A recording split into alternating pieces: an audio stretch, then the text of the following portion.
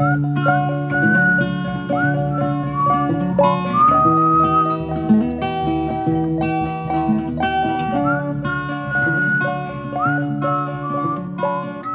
for tuning in to Howe's Things, a podcast and radio show from the David A. Howe Public Library right here in Wellsville, New York. I'm Nick Gunning. My guest today is best-selling author JT Ellison, whose latest book, Her Dark Lies, is in stores and your local library right now. JT, thanks so much for doing this. I'm thrilled to be here and thrilled we were able to make this happen. Well, this must be a busy time for you with a new book just barely out a couple of days as we record here, so I'm sure you've got a lot going on. It has been. It's been a really crazy week, an incredibly lovely week. I got to spend every night this week with some of my best writer friends, and this is my 22nd event for this book. Not this week, but for the past few weeks. So this is number 22, and then I have 22 to go. So you've hit me right in the middle of everything. So I still have energy. I'm still interested in talking about the book. Just under the gun. All right. That's good. Just under the gun. Another week and I'll just there's a book. Yeah, what? Forget it. I mean, this must be very different from other times that you're out promoting books. What are the pros and cons of operating the way we are right now when it comes to getting out there and talking about the book? It's actually been remarkably fun because I've gotten to go to stores that I love but haven't been to, stores I haven't been able to get to, libraries I haven't been able to get to. I've met a bunch of new people through the internet, which is, it's something that always happens, but it's just on steroids right now, right? So yes. I signed stock at Parnassus Books yesterday. It's the first time I've been in the bookstore in months. Yeah. And I went in, I've got my big duckbill N95 mask on and, signed a bunch of books. Yeah. And they were from all over the country. So I think there's a change afoot for the stores, which is really interesting and I hope going to be lucrative. Just how everything is just, it's different. Personally, I'm an introvert. Yeah. So it's been hard, but better for me to just walk into my office, turn on my lights and talk to people. And then I get to shut everything down and go back to my life and the cats and, my husband and everything. It's not getting up at 4 a.m. and powering through to the, till 10:30 p.m. and eating a salad at 10:30, though I did eat a salad at 10:30 last night, which, it's not tour unless you're eating dinner at 10:30 at night. Yeah, you have to keep them going. Absolutely. I'm sure it's changing the way people are thinking about things like interacting with authors, author visits and things, because who doesn't love a signed book? I mean, everybody does. But I don't think before this it would have occurred to me to seek out a bookstore and order a signed copy that way. But I just think more and more that's happening, and I think that's great. It's happening, and we are very accessible right now, authors. Yeah. It's hard. You can't really, shake a stick without hitting 4 or 5 of us doing Facebook Lives and Instagram Lives and radio shows and podcasts and library events and bookstore events. I mean, we're everywhere. If you want to access your favorite author, we are findable at this moment. So. For better or worse, right? Better or worse. All right. It has really been interesting to see all the changes and how everybody's adapting and overcoming. I mean, I'm sure it has, because so many little subtleties that you didn't think about before, things you would have taken for granted before. Now it's like everything has a little extra layer of thinking. But, as you're saying, you're also able to reach in a more personal way so many more people than you were before. So it's nice to look at some of the positives, right? Yeah, for sure. I mean, there's always a positive, right? There's always an upside. Well, I'm curious, while you're out there promoting your own book, if you have time to read yourself. So let's dive into our bookmark segment.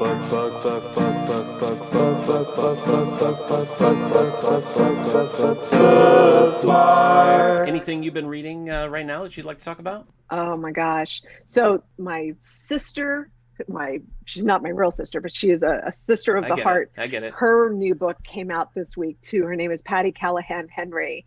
And the book is Surviving Savannah. Okay. Surviving Savannah. I'm saying it wrong. Absolutely spectacular historical fiction, incredibly well researched about the Pulaski, which is the Titanic of the South. Yeah. Really cool story, really well done. She's a beautiful writer. It's really wonderful book. I also just finished, and I've been just evangelizing The Push from Ashley Adrain. I loved that book. It was one of those, you very, very rarely you read a book, you close the cover and you're like, dang it. Yeah. I really wish I had thought of that. Yeah. Oh, I see. It's one of those. It's one of those. It's written in a really interesting structure. It's incredibly well done. It's dark and unsettling. Sure. And I just loved it. Well, that sounds great. Can't recommend both of those enough. When you were saying when you close it, I thought you were heading to talking about when you finish a book and you're like mad that that's all there is, that like you miss the characters and you just like want more of that book, because there's nothing worse than you thinking you have like 50 more pages and you get there and there's like an index and you're like, no, I wasn't ready. I know. Yeah. And there are books. There's another one that I read at the beginning of the year, The Invisible Life of Addie LaRue by V.E. Schwab. Yeah, yeah. And I know Victoria, she used to live here in Nashville, and I miss her because she's moved, and I miss her dreadfully. But that one, I actually refused to finish it. Really? I let it sit for about 2 months because I didn't want it to end. It was that gorgeous and perfect and beautifully realized, and I didn't want it to be over. And so I read all the way to the end, and then I sat there for a good 2 months and left the last 2 chapters. That's dedication. Until I finally was like, all right, I gotta do it. Yeah. But just another brilliant book. I haven't read those myself, but my wife is actually currently reading them, and that's been her like, she finishes one and she's like, I have to get the next one. So for me, I've been alternating between heavier things and lighter things. So I've been reading Barack Obama's Promised Land, but I took a little break from that because I'm a sucker for a good cozy mystery. Are you a cozy mystery fan? I have to be in the mood. Yeah. I usually like my stuff a little bit darker, but the older I get, the less dark I like things. Yeah. So actually, I would love a recommendation because I'm kind of there. I'm at that point. I try to keep up with the book clubs the library's doing, and like, reading whatever the hot new thing is. And so like I like to sort of sandwich in there some like just lighter fun fare. And this one that I'm reading right now, The Secret of Seaside by Agatha Ball, like fits the bill perfectly. It's a nice beachy setting, there's a mystery, and sometimes I need one of those like in and out, just sit down, have a good time, quick reads. Palate cleansers. Exactly. And that's exactly what this one was. So I had a good time with that, and I'm going to get right back into Promised Land. I've been waiting for the audiobook for that one. Are you an audiobook fan? I am. I am a recent audiobook convert. Sure. And I'm using them when I'm working out, riding the bike or on the leg press or something. And oh my gosh, I absolutely love it. I love it. I love being able to, escape into somebody else's world. Yep. I have to turn them up to go faster. I can't listen to them at regular speed. I do have to turn them up. I agree. Because they seem very slow in telling the story. But normal people talk faster. I talk faster than most.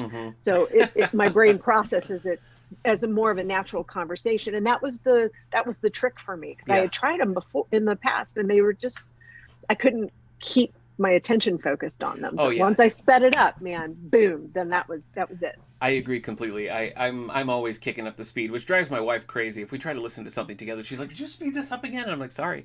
But I can't do it. I can't just like sit in a chair and listen to an audiobook, like I have to be like taking the dog for a walk or doing the dishes or driving, Right. And so I used to, exactly. I was going through a lot of them, but we're still working remote part-time, so I'm not in the car like nearly as much, and so my audiobook content has gone way down. All right, well, I appreciate the recommendations. Are you somebody who likes to sit down and do a big chunk of reading? Like, are you like, I can't do it unless I can do like 100 pages, or are you like a quick bite kind of reader? I'll take anything I can get. I imagine particularly right now. I'm exceptionally greedy. Yeah. I'm a greedy reader, right? Yeah. I'll take what I can get. Well, I'm sure you got to be. The pandemic has ruined me. Mm-hmm. Oh, I'm sorry. Say it again. No, I just was saying, I bet you have to be like sticking it in wherever you can get, when you're eating your 10:30 p.m. salads right now.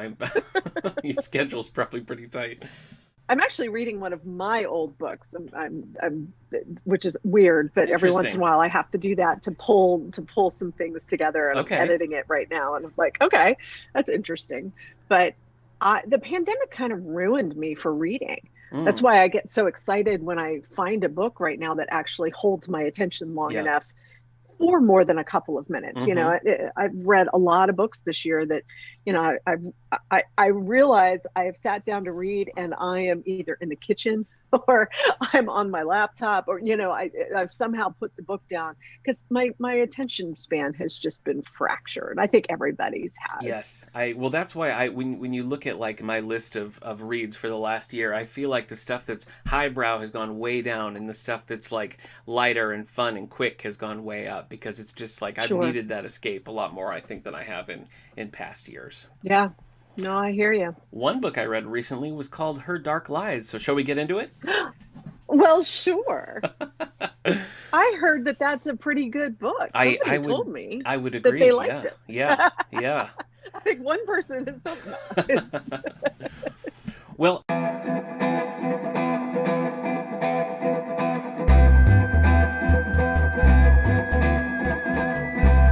Author Spotlight. you know, I opened this by introducing you as a best-selling author, and looking over the things you've done, I feel like that's just kind of a small slice of the things that you're doing with your time lately, because you're also the host of the TV show Word on Words, and you started your own publishing house, Twotails Press, and I'm curious about both of these. So let's talk about the show first. Okay. So A Word on Words is the ongoing show in Nashville. John Siegenthaler was absolutely astounding. I don't know if you're familiar with him. If you're doing political biographies, you need to go look him up, because he's a pretty incredible part of the history of this country. Mm-hmm. He did the show every morning on Sundays. Mm-hmm. It was a sit down, 30-minute interview in studio. And he read everybody. He had everybody on the show. Mm. It didn't matter what genre you were. I mean, it was just wonderful. And when he passed away, the station didn't want the show to go away. Sure. So they reimagined it into what we call an interstitial, which is the show between the shows. Mm-hmm. It's a short, punchy piece that can air between longer episodic TV.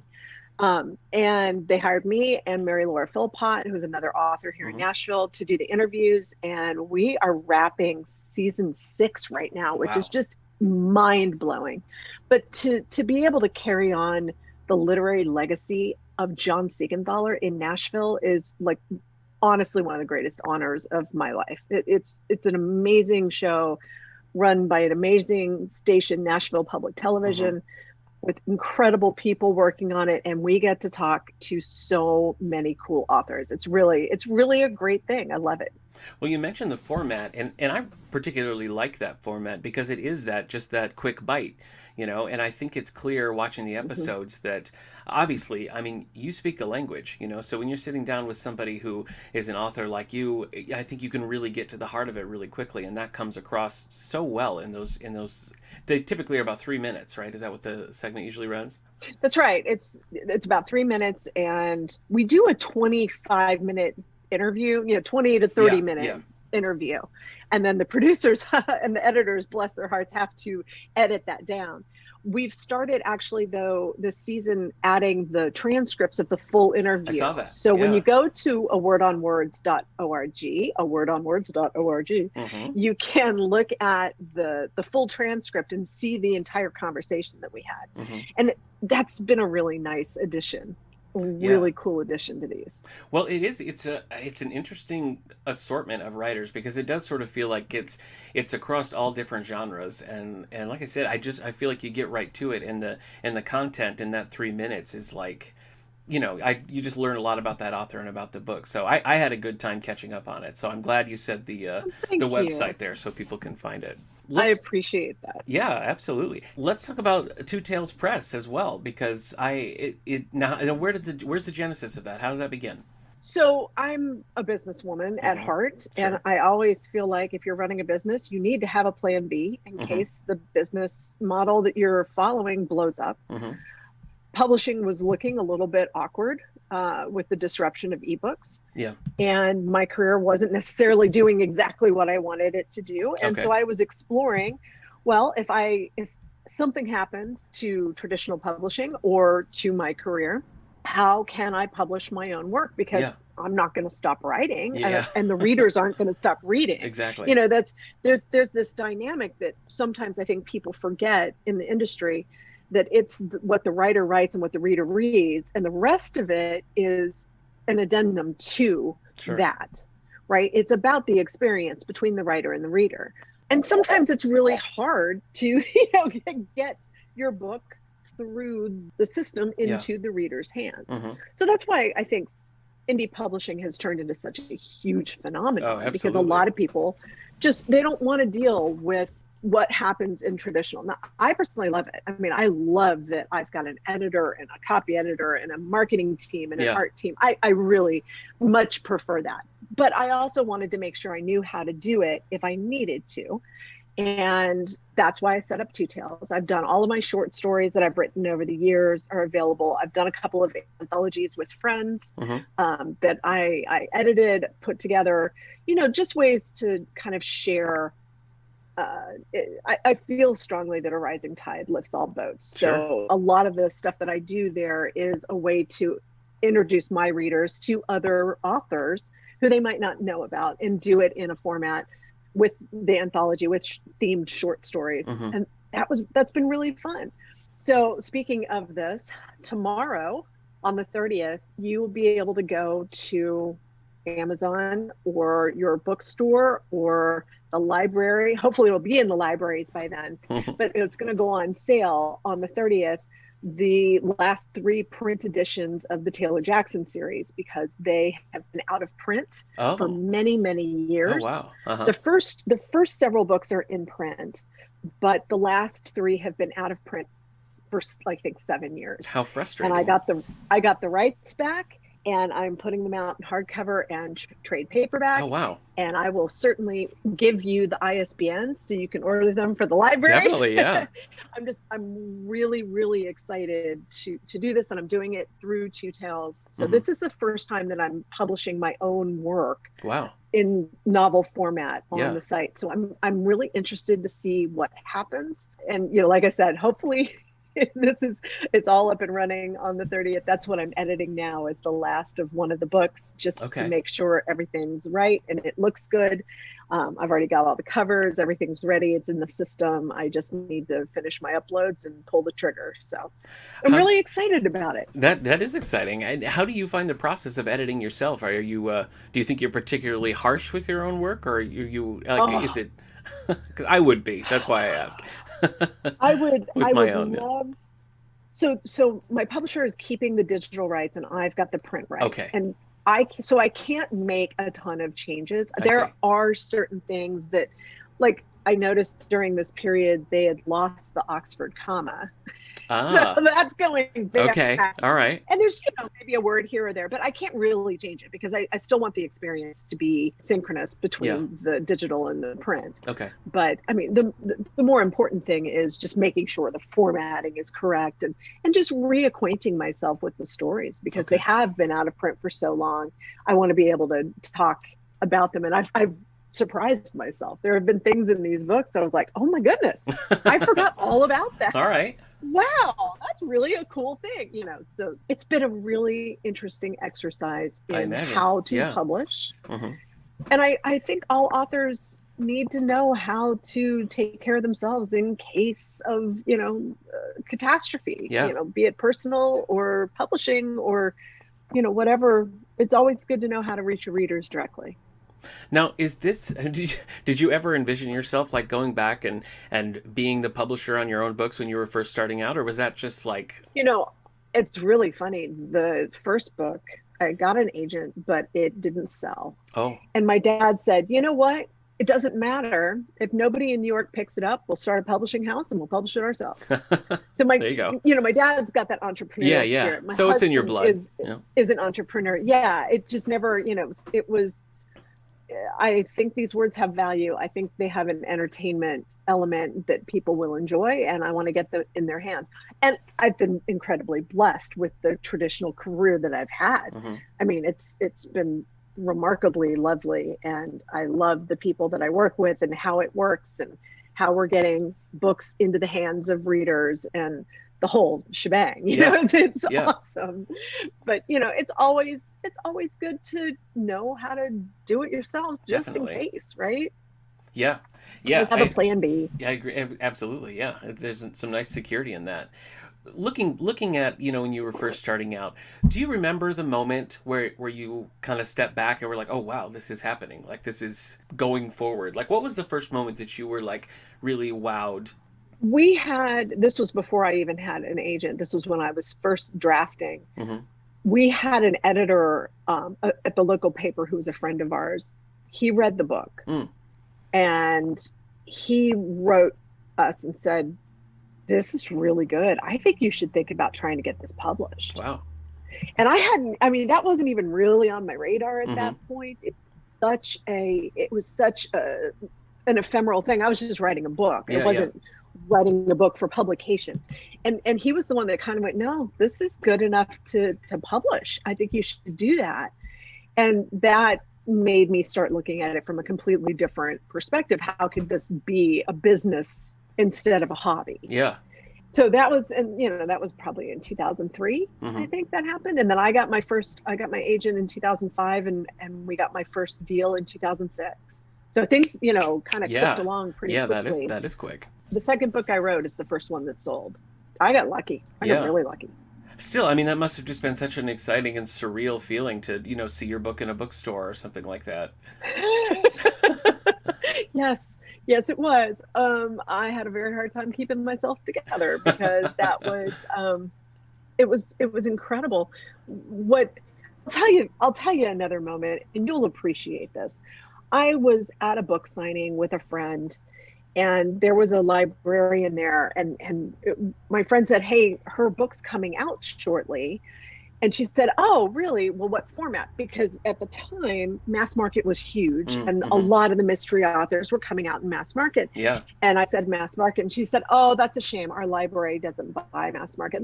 She said, libraries don't buy mass markets. And I was crushed. And I was on the phone with my dad, and there's a website called WorldCat, which I'm sure you're familiar with. Sure, yeah. And I plugged my name in, and it was in 300 library systems. And I was like, Daddy, they are buying she was wrong. They are buying it. And I think that too was a hugely seminal moment that, you know what? Don't listen to people who say you can't do things, that this won't happen, that you could never make that happen. That was just somebody who, I don't know what her problem was that day. Maybe she had just not had the right cup of coffee when she got up that morning, but she was mean and that was awful.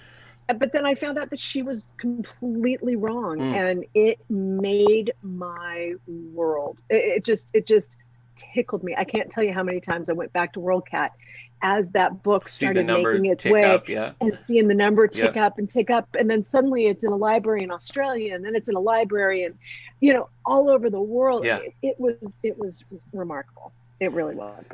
Well, on behalf of librarians, I'm sorry that lady was mean to you. It's okay. I actually ended up speaking at her library, which did buy the books. And, of course, yeah. I mentioned it to her. She's like, I didn't say that. I'm like, yes, you did. Nice try. I would never say that. Nice try. I'm like, nope, you did, because I went home just all upset. Well, yeah, it was really funny. And here we are with Her Dark Lies, and it seems like all of the reviews so far have been great. I loved Publishers Weekly had a starred review there where they compared it to Rebecca, which I thought, you know, maybe shame on me. When I was reading it, I didn't think of that, but that is a cool comparison. Was Rebecca in your head when you sat down to write Her Dark Lies? Oh, sure. This book is an homage to many of the earlier Gothic thrillers. There are certainly elements. I was very much inspired by Rebecca. I was listening to it for research for another book, and there's a question that came to me as I was listening. And I've read it a number of times. This was the first time I had done it on audio, because again, recent audiobook convert. Yeah, 1.5 speed. Right, at 1.5 speed. It's incredibly well acted, but there were things in it that I recognized that I hadn't picked up when I read it. Right, it's just a different, you're a different part of your brain is processing the story. And a question formed in my head, and it was not answered. And that kind of got into my brain and said, all right, I'd like to answer this question. It's what's behind the veil of all of this, right? You don't know who Rebecca actually is. You only see Rebecca through the other eyes of the characters, and one of them, we don't even know her name. Complete unreliable narrators. We don't know who she is at all, right? So that was kind of the beginnings of this story idea. But I didn't want to do a retelling. I didn't want to, just regurgitate a story in a modern setting. I really wanted to just take that question and riff off of it and see what happens. And so I'm really happy that the reviews have picked up on the homage, that they do see that this, has an inspired by element to it, but it's also inspired by Ripley, and it's inspired by Highsmith and my cousin Rebecca, and not my cousin Rebecca, Rachel. Oh my gosh, Rachel, thank you. All of these books, right? All of this genre just really got in my head at this particular time. And I wanted to write a story that was a little more languorous. A lot of the work that I do is boom, boom, boom, super heavy, fast paced. And I wanted to do something that gave you a chance to get into the story, really get to know the setting and the characters, and experience it with them in a way that I hadn't done before. So that was what I was attempting to do. So I was glad that people are picking up on it. I think the setting really, that made it sort of have this big airy feel, and the the place where they're at just is mysterious on its own. All these different rooms and different areas, and I never quite had it clear in my head like what this place looked like and what the setup was, and so that always made it feel just a little unsettling, because it makes it so you're just I just never feel like the characters are safe in the setting as it was. But I want to ask you something about, because you mentioned you mentioned unreliable narrators, and like I know that's not a new storytelling technique, but I feel like in recent years it's become much more popular, and so I'm wondering, like, how do you fit your storytelling into that current trend of unreliable narrators? Like, does the fact that people might assume that we're dealing with an unreliable narrator, does that play into your method? Like, do you feel a little bit more compelled to be cagey about that, or how do you adapt to that? I usually, in several of these books, I will have a point of view from a character that is meant to be a signal. Hey, things are not what they seem, right? Danger. Let me just knock on your door and let you know they aren't telling you the truth. So I've done that. I've done something similar in a couple of novels where I've actually had a third party narrator who is a device meant to propel that story forward, while also making it very clear that what you're hearing is maybe not the truth. The titles also kind of are a indicator. Sure. Her dark lies lied to me. Anything with a lie in the title, that's kind of a signal that you're going to be lied to in many ways. Right. But it's I don't set out to do that necessarily. Okay. It sometimes happens and sometimes it doesn't. Sometimes they're unreliable and sometimes they're not. I think we're all unreliable narrators. That's true. I think any of us are reliable. We only, especially now, we curate our lives for people. You only see what we want you to see. And that, I think, is really spilling over into fiction. There's just no way it can't. We're all so very careful of what we let out and what we let in. And it's certainly showing up in our work. Showing up in mine, for sure. Well, let's talk about your use of lies for a minute, because as you were saying that, it was making me think of Lie to Me, and that I think that was was one of the first of your books that I'd read. Our friend to the library president, Chris Bailey is her name. She is an avid reader of your work, and she was like, "Oh, you have to read this. You have to read this." And in Lie to Me, that's another one where it's like there's these subtle lies, and then it's just sort of lies on top of lies on top of lies, and you can't, as a reader, like, you can't hold on to, like, wait, I was trusting this person and now I don't.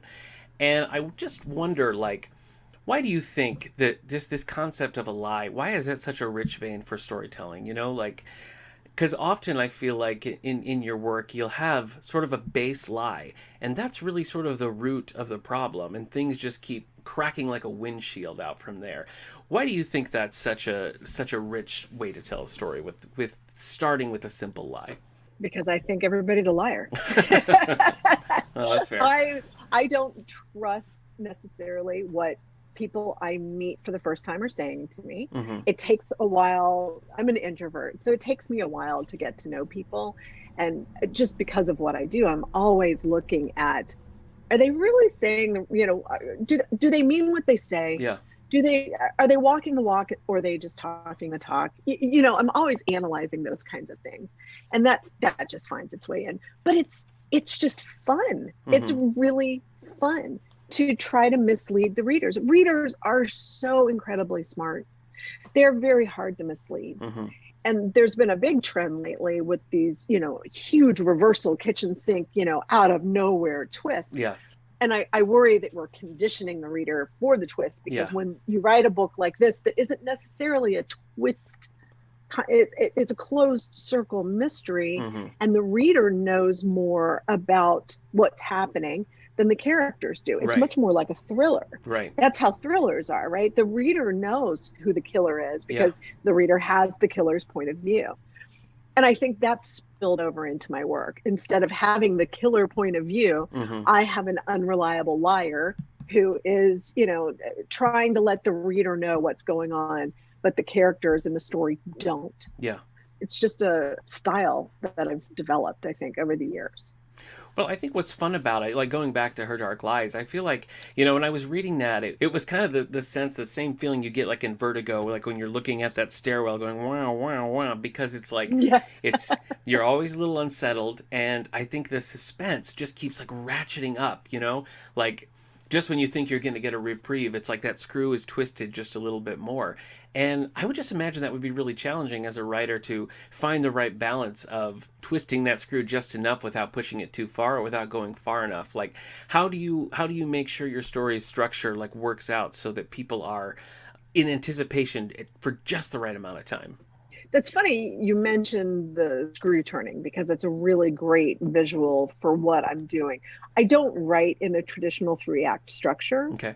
I didn't know the 3-act structure when I started writing. So I was already not writing in that vein when I found out about it 5 books in. I was like, oh, well, I'm going to try to write a book like this. And oh my gosh, that didn't work. That's just not how I do it. Mine is much more of a 5.5 act. Okay. So it is turns of the screw. And I think of them literally as turns in the book. Okay. So it's really interesting that you picked that metaphor, because that's exactly what it is. What are my turns? Where are things going? That's kind of how I'm looking at it when I'm structuring it. And that's where having an unreliable narrator is so, so fun, because you've got the element of, okay, you're going to reveal a tiny bit, you're just going to peel a little bit of that person off, and you're going to peel a little bit more and peel a little bit more, and the onion of who they are just starts to, but you know how when you start peeling an onion apart, sometimes it just disintegrates and falls open? Mm-hmm. Yeah. So you got to be careful not to peel too far, or the whole thing will just go, and then they won't be interesting anymore, right? You got to hold back a little bit. Yeah. Don't overpeel it. Exactly. Well, that's what I think is such a delicate balance, and that's, I think, the fun of some of these books that it does. It just holds you right there, and then it like right when you need the reveal, it comes. So I think that's very cool in your writing. Thank you. Now, I'm wondering if someone who's never read any of your work before, do you have a preference? Like, is there a book that you keep coming back to where you're like, oh, this is the one to start with? Well, it depends on what you're into. If you like police procedurals, it depends, because I've written in several genres now, all within the crime fiction umbrella. But like we've already talked about, there are a number of different kinds of crime fiction, from cozy to procedurals. So if you like procedurals, I recommend starting with Field of Graves, which is the first in the Taylor Jackson series. Okay. Taylor is a homicide lieutenant in Metro Nashville, and there's 8 books in that series. And then there's a spinoff series with the medical examiner with this Samantha Owen. So that, goes into the forensic thriller. If you like standalone suspense, then definitely Her Dark Lies is a good place to start, actually. All right. Lie to Me is another really good one. All of my standalones are in this more psychological suspense, domestic noir. Okay. It's a difference between the procedurals are the character is coming and knocking on somebody's door, and in the suspense novels, the characters are the one whose door is being knocked upon. Mm-hmm. So it just depends on which angle of storytelling you like. Mm-hmm.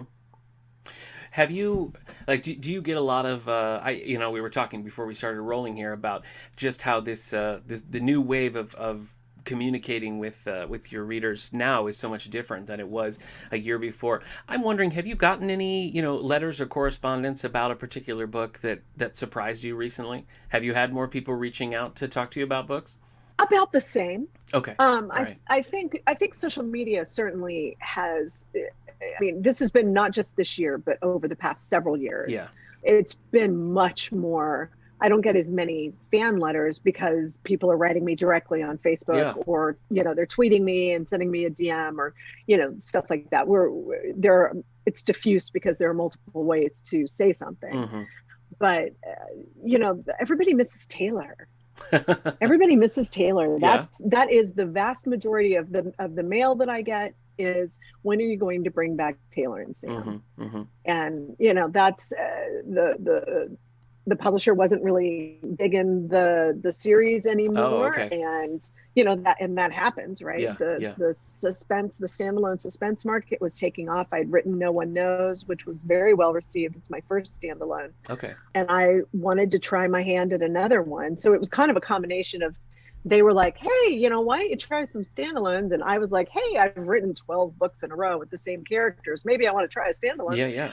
So it was kind of a mutual decision, and it caught on. I mean, it's really caught on. This suspense market, for a while they were like, there's no room. It's going to shift back to procedurals, and it didn't. I'm starting though to see a shift back to procedurals. I don't know if you've noticed that, but a lot of the books that are coming out are more on the procedural side of things. We've got more law enforcement characters that are starting, marshals and PIs and all of that are starting to come back. Mm-hmm. It's just interesting watching the market wax and wane, and tastes wax and wane. And I feel very blessed that I've actually been in the market long enough to see some of these shifts. Mm-hmm.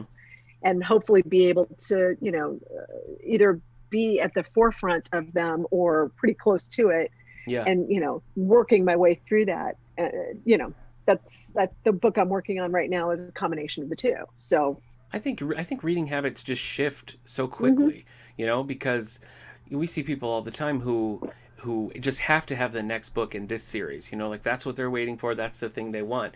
But it sort of seems like for a while there, it was like people didn't want to start a new series, or they didn't want to have to mess with, this is book 3, what are the others? And they were really gravitating towards the standalone. So it's so unpredictable, but it does kind of go back and forth, and you sort of see a return to the familiar where people are gravitating towards characters that they know and love versus like picking up something new. So yeah, it's like it can go either way, but I guess I have noticed a bit of a focus in that regard. So that's interesting. Yeah, it really has. And, a lot of the writers are writing for the brands now so that the series can be continued. And that's, I think breathing new life into the series characters when you bring in a new writer. I mean, the as similar as it's going to be, it's still going to be somebody else, somebody else's ideas, and it's going to freshen things up. So I think from what I can tell, readers are going to read. Yes. They want to read. That's they true. Want a brilliant book. Yep. Everybody has their own specific tastes, but they want a great story told well that makes them, close the covers and like, I want to read more from that author. Yeah. And that's what's always in the back of my mind. I want people to close the cover of my book and say, wow, I want to go read another one of her books. That's my only goal. I don't care which one you do, whatever you're in the mood for. Yeah. I try to cover a lot of bases to make sure there's something for everyone, but that's, your voice is what captures people regardless of the kind of books you're writing, I think. Yeah. I think that's my theory. No, I agree. I agree. I think you're absolutely right. I think, looking back over your career so far, I mean, you've touched on all these different areas, and I think you've had a fascinating career. And, here we are, we mentioned, with March winding down here, we're at the tail end of Women's History Month, and it seems all the more important to point out the fact that you're an inspiration to people out there, not just inspiring writers, but people who have a dream or a goal that they feel like, oh, I could never do that. And, they see someone like you finding it and making it work and then continuing to grow. And I think that's great. And I'm just wondering. Wow. Thank you. That was incredibly kind. And I really appreciate that. Well, I just think so often, people are discouraged by things, like you said yourself, your first book didn't sell, and you could have just been like, well, darn, and moved on, but you weren't discouraged. And I think especially now that's such an important message, that these things are attainable and there's a way to do it. And I think, your career is a great example of that. But I'm wondering for you personally, when you were starting out, I know you mentioned, your dad's support and this local editor, but I wonder, were there people that, you were looking up to particularly that were kind of guiding you and pushing you on this way as you were first starting out? I have so many. I don't even know how I could limit it. All I knew about writing was what I learned in college, and I didn't fit with the college model, and they told me I wasn't good enough to get published, and so I didn't go and get the MFA that I was planning on and went a different path. And I came back to it with I don't know that I'm good enough to do this. I was really scared. I didn't, but I really liked crime fiction. I've always liked crime fiction. So I was reading John Sanford, and that actually I'd gone to my local library and said, hey, I'm looking for good crime fiction. And the librarian said, have you ever read John Sanford? And I said, no. And she said, here, I want you to try this. Okay. And I was 3 books into the Praise series when I went, okay, I want to try this again. But I didn't know how. So I took Tammy Hogue, Tess Gerritsen, Lisa Gardner, and Alex Cava and Erica Spindler. Okay. And I deconstructed their books, deconstructed their stories. How do they do this? When does a character come onto the screen? When do you end a chapter? Where do you end a section? How do you build this book? I deconstructed it, and I taught myself how to write crime fiction using their work. Okay. And that's why, a lot of my earlier stuff is certainly, in the vein of all of the female thriller writers at the time. Okay. There was a lot that was, very similar. I also, wanted to model my career on a few people that I really genuinely thought were doing it right. Okay. Even thinking I was going to have a career was a little bit egotistical, to be perfectly honest. But again, with the support, my dad, my husband, my family, the people around me, my friends at the time, I had a lot of people buoying me up. I had a critique group that I went to, and we brought 10 pages every 2 weeks, and that taught me deadlines. Sure. Just all of these components from all of these people. It took an entire village. Everybody kind of had a part of it, and everybody created me. And that's blame it on them, right? Yeah. It's all their fault. Yeah. All their fault. But there's so many incredible female fiction thriller writers out there that I had an embarrassment of riches to choose from. Well, that's great. I really appreciate you sharing that. Remember, the book is Her Dark Lies. It's available in stores now and right here at the David A. Howe Public Library, so you can come in and check it out. JT, once again, I really appreciate you taking the time to talk to me today. I know you've got a very busy schedule at the moment, and it sounds like you have just as much ahead of you as you've already had behind you here, so I'm sure you're going to be busy for a while here. But anyway, well, hey, it was great meeting you today. Thanks again. I really do appreciate it. You too. All right. Thanks, have a good day. Nick. I'm so glad that we made it happen. I know, right? One. Finally. Bye. Yeah, finally. Well, if you enjoyed my chat with JT Ellison as much as I did, I encourage you to pop over to the All the Book Show archives and tune into my special interview with Tess Gerritsen. We recorded this a few years back, and you can find it at soundcloud.com/allthebooks or anywhere you get your podcasts, and it's called Author Interview with Tess Gerritsen. We talk all about her book, Playing with Fire, which she wrote original music to, so fascinating interview. Anyway, in the coming weeks, I'll be joined by author Alex Irvine, as well as a return from Malika Costa, where we're going to be talking about some poetry, because April is Poetry Month. So stick around for any and all of that, and we will see you then. Bye.